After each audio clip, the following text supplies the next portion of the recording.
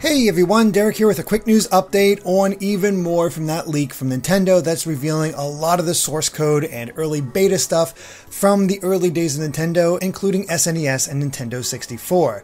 Now, I should preface this that we're not going to be actually showing any of it. We're only going to be talking about it. We're not providing any links. We're not really doing anything with this beyond reporting that these exist. And the reason for that is because this is a crime initially. Say what you will about people using this material in order to reinstall it, or take an early look at it, or have it working in some way, or using it to help game preservation.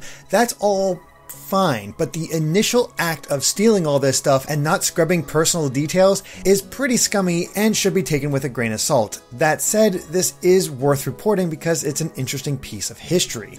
So let's dive into even more of the stuff that's been found in all of this information. The first of which concerns Super Mario 64, and thanks to a file called Copyright in the Super Mario 64 folder, we now know exactly the days when Super Mario 64 development started and ended.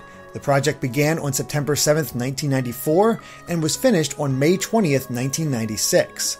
But that's not the only Mario 64 stuff that's been discovered. In the Mario 64 files, the game is referred to as Ultra 64 Mario Brothers, and there's a model file featuring the name for the title screen. In addition, there's also an unused beta enemy that looks like a bomb tank of some sort. So yeah, that's some of the stuff that's been found in Super Mario 64, but it's far from the only game. There's also Mario Kart 64, where there are more item graphics on display than were used in the final game, such as the feather, a 10-ton weight, and Yoshi eggs. Hard to say what the weight might do, but the Yoshi eggs could have acted like an early version of the fire flower that we later got. The feather likely worked as it did in Super Mario Kart, and may have been cut simply because there is a jump button now in Mario Kart 64. Continuing on, there's unused graphics from Super Mario World, where it's very clear that Mario punches Beta Yoshi's head instead of pointing, and there's an unused dancing bug enemy. It was likely changed to avoid the animal abuse. Also from the SNES, there's a Yoshi map tool from Yoshi's Island where things are laid out from above before displaying the side view. So that's kind of neat seeing how they constructed all of this. Finally, we have the Zelda Nintendo 64 games. For Ocarina of Time, there are beta enemies that have been found, including the early design of an Octorok, and proof was discovered in Majora's Mask that it was initially going to be 7 days long, as well as an unused archery minigame in Great Bay. So yeah, the scope seemed to be a little bit bigger at that point.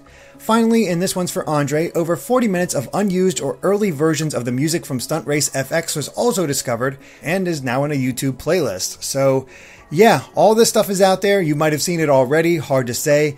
It's cool that we get to see this stuff, but the means of actually seeing it is very scummy, and it's sort of that weird thing where you're not sure how to feel about this. It's great to see the behind the scenes. I am not a fan of how it came about. So let us know what you think about all this in the comments below, and be sure to subscribe to Game Explained for more on Nintendo and other things gaming as well. Until next time, bye.